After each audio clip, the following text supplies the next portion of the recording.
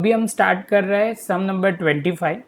सम number 25 में क्या information दे के रखी है, which of the following argument are correct and which are not correct, give the reason of your answer. Reason देना must है, उन्होंने स्पेसिफाई कर दिया है।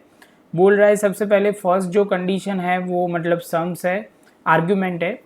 फर्स्ट जो आर्ग्यूमेंट है उन्होंने बोला हुआ है, if two coin are toss simultaneously the possible outcome.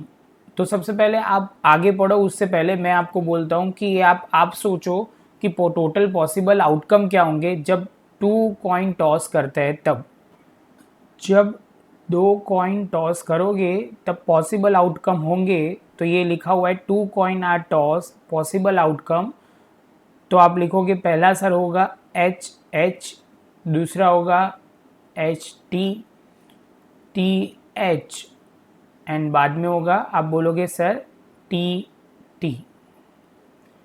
ये हमारे टोटल पॉसिबल आउटकम है। अभी पढ़ना स्टार्ट करते हैं। तो उन्होंने क्या बोला हुआ है कि two heads two tail and one of each, और वन ऑफ ईच मतलब एक बार हेड आएगा एक बार टेल आएगा, ऐसे बोल रहे हैं। Therefore each of this outcome इस प्रोबेबिलिटी इज 1/4।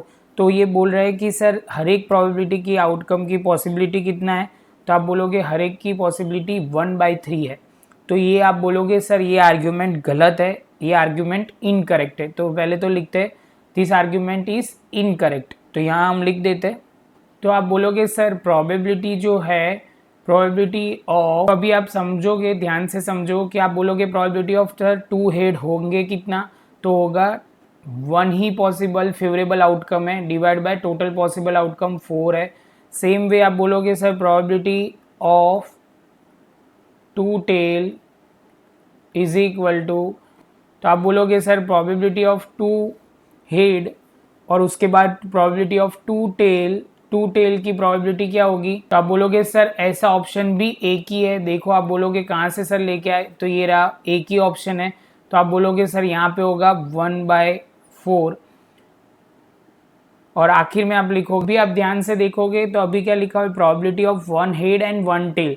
तो वन हेड और वन टेल आप बोलोगे सर ये रहा एक ऑप्शन जिसमें हेड फर्स्ट आ रहा है उसके बाद टेल आ रहा है।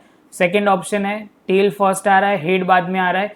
तो आप बोलोगे सर टोटल ऐसे पॉसिबल फेवरेबल आउटकम 2 है और टोटल आउटकम 4 है, तो 1/2 हमारा फाइनल आंसर होगा। तो देखो प्रोबेबिलिटी 1/4 एंड 1/2 आ रही है। उनकी आर्ग्यूमेंट थी कि सर आएगी 1/3, इसलिए उनकी आर्ग्यूमेंट गलत थी, इनकरेक्ट थी। आपको ये प्रॉपर तरीके से लिखना है, इसलिए आप फिर से देखो तो भी आपको पूरा समझ में आ जाएगा। तो आप बोलोगे ये आर्ग्यूमेंट गलत है। अभी सेकेंड वाला पढ़ते हैं। If the dice is thrown there are two possible outcome, an odd number and even number, therefore probability getting odd number is 1/2। सबसे पहले तो वो समझते हैं कि इसका क्या होगा पॉसिबल आउटकम। आप बोलोगे सर डाई थ्रो करोगे तो आपके पॉसिबल आउटकम है, बोलोगे आप 1 2 3 4 5 6।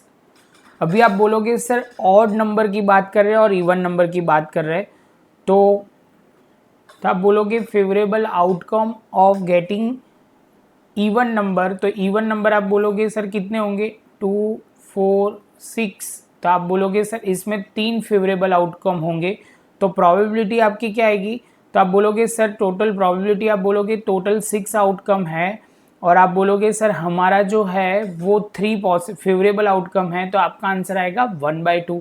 Same way favourable outcome for getting odd number, तो आप बोलोगे ऑड नंबर सर इसमें कितने होंगे, तो ऑड नंबर होंगे 1 3 5।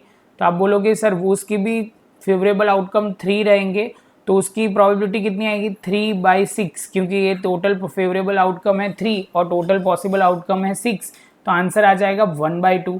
तो आप बोलोगे सर बहुत सिंपल तरीके से इन्होंने इन्फॉर्मेशन दे के रखा हुआ है, तो अभी वो पढ़ते हैं कि उनकी आर्ग्यूमेंट सही है कि नहीं। तो आप बोलोगे सर दोनों की पढ़ते एक बार।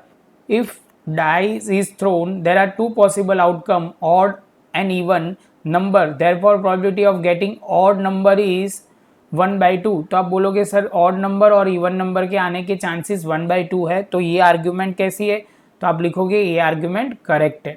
तो यहाँ सारे सम हम कवर कर लेते हैं। उसके बाद अभी थोड़े इलास्ट्रेशन जो अच्छे इंपॉर्टेंट है वो डिस्कस करेंगे।